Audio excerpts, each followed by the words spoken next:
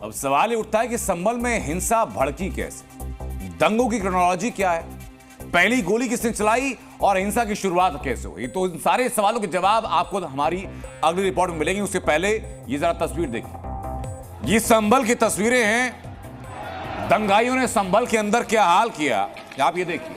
ये बाइक जलाई गई, कई गाड़ियां हैं जिनको जला दिया गया, आके वाले कर दिए। ये तस्वीर जरा देखिए आप। ये गाड़ी पर पहले पत्थर बरसाए गए और उसके बाद गाड़ी में आग लगा दी गई। ये बाइक पहले तोड़ी गई, बाइक में आग लगा दी गई, पत्थरबाजी की। देखिए ये गाड़ी आपको दिखाई पड़ी, इसमें पहले पत्थरबाजी की गई थी और फिर इस गाड़ी को पलट दिया गया और फिर आग लगा दी गई। अब सोचिए कि जो रिहाइश के आसपास के यहाँ जो लोग रहते होंगे उनके ऊपर क्या बीत रही है। लेकिन ये सब किया किसने? इन दंगाइयों की भीड़ में सबसे आगे वो कौन लोग थे जो भड़का भी रहे थे, पत्थर चला भी रहे थे? इस रिपोर्ट में देखिए। टीवी स्क्रीन पर दो तस्वीरें। पहली 20 नवंबर की, जब संभल की जामा मस्जिद को ओवैसी ने बाबरी मस्जिद से जोड़ा, और दूसरी आज की, जब ओवैसी ने दोबारा संभल के दंगे को बाबरी मस्जिद से जोड़ा।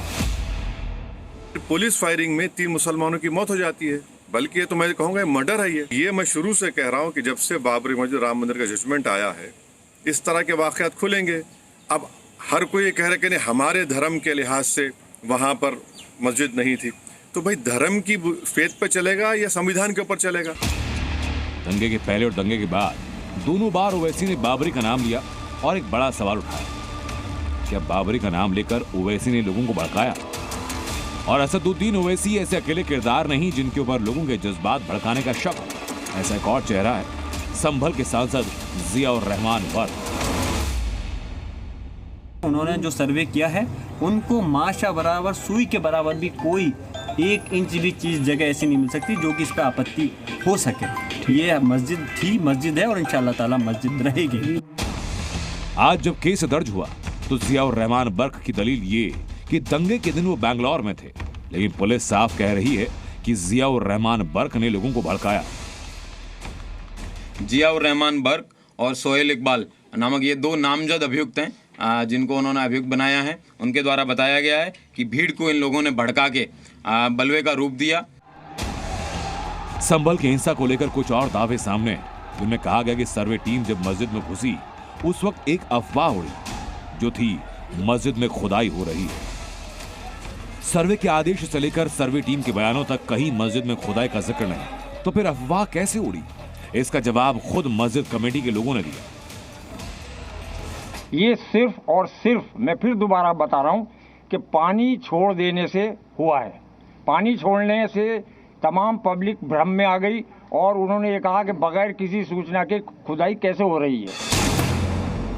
मस्जिद के सदर का बयान साफ करता है कि दंगा भड़काने के लिए अफवाहों को हथियार बनाया गया, पुलिस पर गंभीर इल्जाम लगाए गए ताकि पुलिस प्रशासन और जनता के बीच एक खाई पैदा हो, और ऐसा इल्जाम था कि पुलिस ने गोलियां चलाई। संभल हिंसा का यह वीडियो सोशल मीडिया पर वायरल हुआ। दावा ये कि पुलिस वाले ने पिस्तौल उठाकर सीधे भीड़ पर गोली चलाई। बाकी क्या ऐसा हुआ? ये सवाल जी न्यूज ने सीधे कमीशन के सामने दागा और मिला सीधे गोली चलाने के आरोप पर जवाब। अनायास भीड़ को भड़काया गया, उसके बाद पथराव कराए गए, जिसके बाद पुलिस ने रिटेलिएट किया।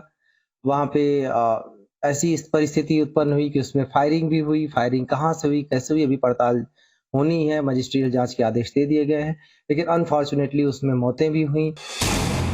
सोशल मीडिया पर दावा ये भी कि कुछ और पुलिस वालों ने भीड़ पर सीधी गोली चलाई। दावे के साथ पंप एक्शन शॉटगन चलाते हुए पुलिस वालों का वीडियो भी जोड़ा गया। इस आरोप की पड़ताल हमने ग्राउंड जीरो से की और सच देखिए क्या था। हमने जब जांच किया तो उसमें तस्दीक में सामने आया कि पुलिस के द्वारा दंगा रोधी उपकरण का इस्तेमाल किया गया था। पैलेट गन और रबर बुलेट गन की इस्तेमाल यहाँ पर की गई थी पुलिस के द्वारा, और उसी जो वीडियो आया है सामने जिसमें कि इस पैलेट गन को चलाते हुए दिखाया गया है, उसी को लेकर के हमने ये तस्दीक की थी। और ये सामने आया कि ये दोनों जो हथियार सामने आए हैं, जो वीडियो सामने आया है, उसमें पैलेट गन का इस्तेमाल किया गया है और रबर गन का इस्तेमाल किया गया है। हमारी पड़ताल से काफी हद तक साबित हुआ कि संभल का दंगा अचानक नहीं हुआ। कभी बयानों, कभी अफवाहों, तो कभी आरोपों के सहारे लोगों को उकसाया गया और नफरत की आग को लगातार हवा दी गई। ब्यूरो रिपोर्ट, जी मीडिया।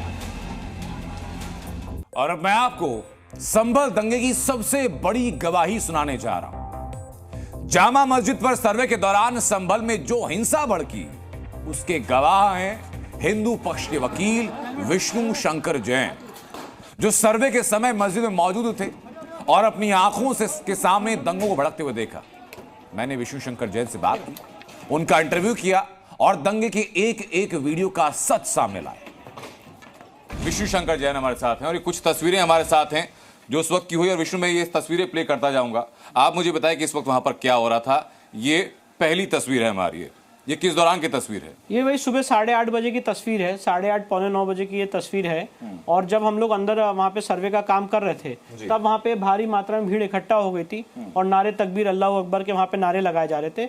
और देखते देखते धीरे धीरे यही भीड़ उग्र होती चली गई। जी, ये वही पत्थरबाजी की तस्वीर है? यस, ये तो हम लोग ऊपर से देख रहे थे, मस्जिद से जब कमीशन कर रहे थे, हम लोगों के ऊपर भी वहाँ पे पत्थर फेंके जा रहे थे। ये गाड़ी को मेरे सामने आग लगा दी गई, इसको फूंक दिया गया। जब ये हो रहा था तब आप वहाँ पर थे? वहीं पे मौजूद थे हम लोग, हमारे सामने इसको फूंक दिया गया। कितनी मोटरसाइकिल जला दी गई, पुलिस वालों पे भारी मात्रा में मैं देख रहा था, मेरे सामने पथराव हो रहा था। सर्किल ऑफिसर को वहाँ पे गोली लगी, उनके पैर पे छर्रे लगे गोलियों के, और जो पीआरओ हैं एसपी के, वो घायल हो गए। ये ऊपर से, ये आप ही देख रहे हैं इस तरफ से? ये जो भीड़ है, ये जो कुछ लोग ऊपर की तरफ जो पत्थर फेंक रहे हैं, छत पे खड़े लोगों पर पत्थर फेंक रहे हैं। ठीक है, तो ये वो वीडियो हैं जो कि उस दौरान पत्थरबाजी के दौरान की है। और विष्णु शंकर जैन ये दावा करते हैं कि प्रत्यक्षदर्शी के तौर पर यही भीड़ ने ये गाड़ी पे पत्थर, आप देख रहे हैं, इसको आग लगा दी। इसके बाद इसी गाड़ी में को आग लगा देगी। हमारे सामने देखते देखते गाड़ी धू करके जल गई। तस्वीरें तो सब भीड़ आ रही थी सर्वे टीम की तरफ कि सर्वे को बाधित किया जा सके।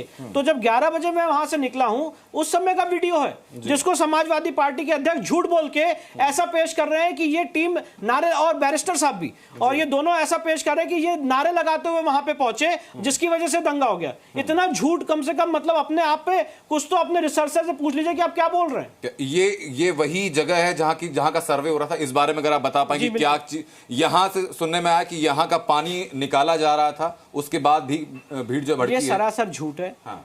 आप ये सोचिए, जो भी सर्वे करने, मुस्लिम पक्ष के जो वकील हैं वो कह रहे हैं, जाकिर अली झूठ बोल रहे हैं, क्योंकि वो खुद ही मस्जिद से अनाउंसमेंट कर रहे थे कि यहाँ सब बड़े शांतिपूर्ण ढंग से चल रहा है। और ये बताइए, जब मस्जिद के अंदर सर्वे हो रहा था तो पानी अगर निकाला गया तो किसने बता दिया पानी निकाल रहे तो खुदाई हो गई? क्या पानी निकालने से खुदाई हो जाती है? और पूछना सवाल ये चाहिए कि ऐसा कैसे हो सकता है कि एएसआई प्रोटेक्टेड मॉन्यूमेंट में एएसआई कब्जे से बाहर चली गई? वो क्या कारण थे? वो ऐसा कौन सा माहौल उत्पन्न किया गया जब एएसआई के अधिकारियों को वहां से पलायन करना पड़ा? तो क्या ये कानून के विरोध में है? बिल्कुल, एएसआई वहां पे नमाज नहीं हो सकती। वहां पे बोर्ड लगा हुआ है कि ये एक एएसआई संरक्षित मॉन्यूमेंट है, इसके साथ किसी तरह से छेड़छाड़ नहीं की जाए, नहीं तो 5000 रुपए का जुर्माना लगेगा। तो एएसआई प्रोटेक्टेड, हाँ, आपने कब्जा कर लिया इस मॉन्यूमेंट पे, एएसआई के अधिकारियों को बाहर कर दिया अपने मोबोक्रेसी के आधार पे, और आज सवाल हमसे पूछे जा रहे हैं। आज अगर आप एएसआई एक्ट 1958 की बात करें तो उसके सेक्शन 18 में एएसआई को वहां आधिपत्य में कब्जे में रहना है और वो डिसाइड करेंगे कि नमाज होनी की पूजा होनी है। और एएसआई से कोई ऐसा डायरेक्शन नहीं दिया गया है। एएसआई को वहां से पलायन करना पड़ गया। सवाल इस बात का है। शुक्रिया विष्णु आपका हम लोग जुड़ने के लिए, बताने के लिए कि घटना कब कब क्या क्या हुई।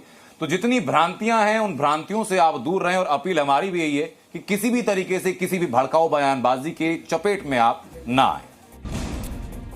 तो विष्णु शंकर जैन को आपने सुना, जो कि इस मामले में न सिर्फ वकील हैं बल्कि उस जगह पर मौजूद थे जहां पर हिंसा की शुरुआत हुई। जब पत्थरबाजी हुई, गाड़ियों के ऊपर पत्थर बरसाए गए, गाड़ियों में आग लगाई गई, बाइक्स में आग लगाई गई, उस वक्त विष्णु शंकर जैन ने वो तस्वीरें अपनी आंखों से देखी और आपने वही आंखों देखी सुनी। संभल की तस्वीरें सभी देख रहे हैं।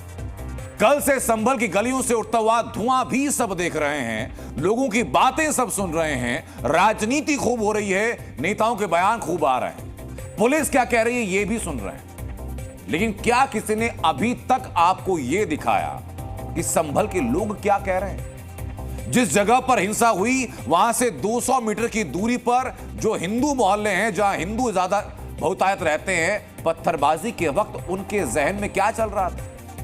वो मुसलमान क्या कहते हैं जिन पर पत्थरबाजी के आरोप लगे? वो परिवार क्या कहते हैं जिनके घर के चिराग इस दंगे में बुझ गए? इस ग्राउंड रिपोर्ट में वो हर आवाज आप सुनेंगे।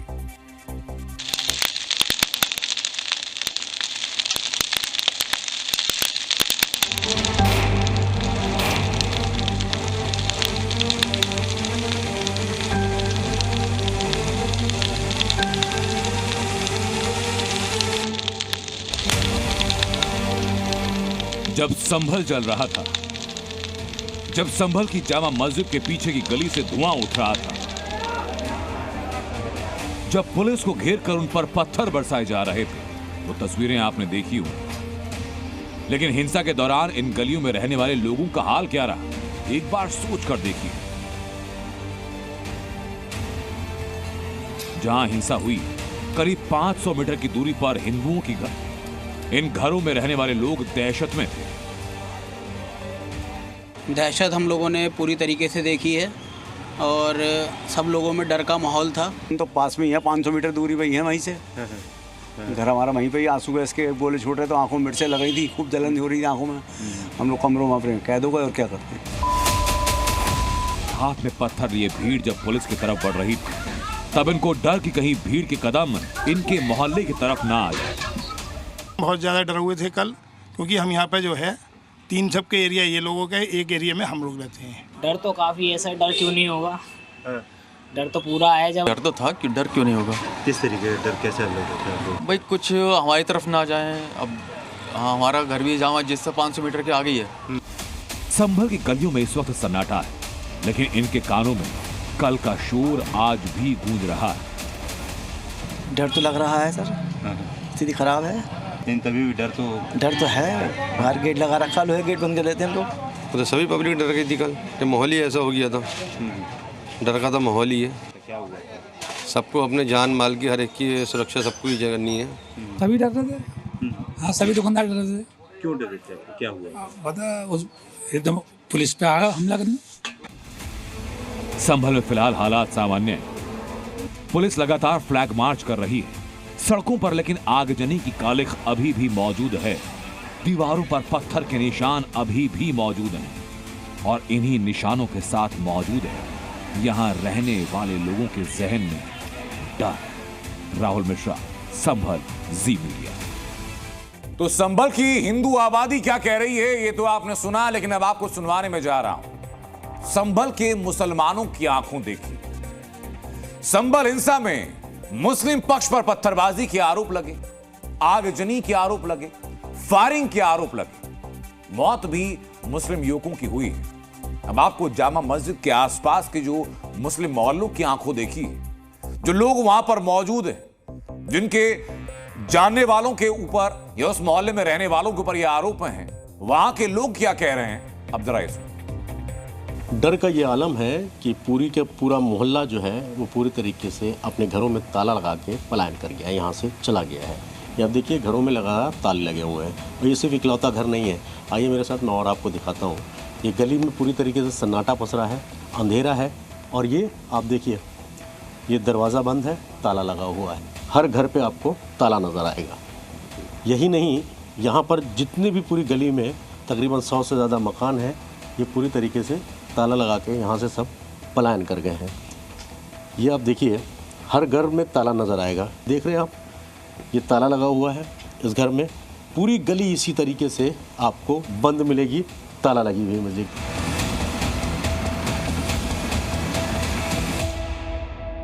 मैं इस वक्त मौजूद हूँ संभल की उसी जगह पर जहाँ पर पहला शख्स जो नईम गाजी जो थे, जिनकी मौत हुई गोली लगने से, उनकी गली में। क्या नाम है आपका? मेरा नाम तस्लीम है। तस्लीम साहब, क्या हुआ था आप लोगों के यहाँ पे, किस तरीके से हुआ, कब गोली लगी, आप लोगों को कब पता चला था? माहौल तो ख़राब 4 बजे से ही हो चुका था। फिर मेरा भाई तो 10 बजे घर से गया था दुकान खोलने के लिए और पुलिस की गोली लग गई उसके। सर लोग बाहर के भी थे, यहीं के बाहर के ही लोग थे। कुछ हमारे ज़मीन में कपड़े लौट रहे थे, जब हम लौट रहे थे अपना भाई मरा मच्छी की तरह हम फड़क रहे थे, तो उन लोगों ने कहा कि तुमने पथरियाव करा है, मट्टी में सन्ना हो, तुम्हारे ईंटें लगी हुई हैं। हमें पत्थरबाज बता दिया। मस्जिद यहाँ से लगभग 1000 मीटर दूर है, जामा मस्जिद, और ये घर 1000 मीटर दूर है लगभग यहाँ से। यहाँ तक फायरिंग हुई है सर। यहाँ पर एक दुकान है, दुकान के शटर पर गोली का निशान है। पुलिस ने चलाई, पुलिस ने मारा सबको। पुलिस ने मारा? हाँ, वो गाड़ी में अपने आग लगा ली, पता नहीं कौन सा गैस छोड़ा, वो आंखों से भी अंधे हुआ। पुलिस ही कर रही है। घरों में देर तक फैला दिया, हमारे जो बच्चे बचे हैं उन्हें भी उठा रही है। और भी किसी लोगों को उठा रहा है, किसे किसे उठा रहा है। घर के घर खाली कर दिए, पूरे घर खाली हो गए। यही देखा कि उसके बच्चे को गोली लग के आ गई, मर गया वहीं।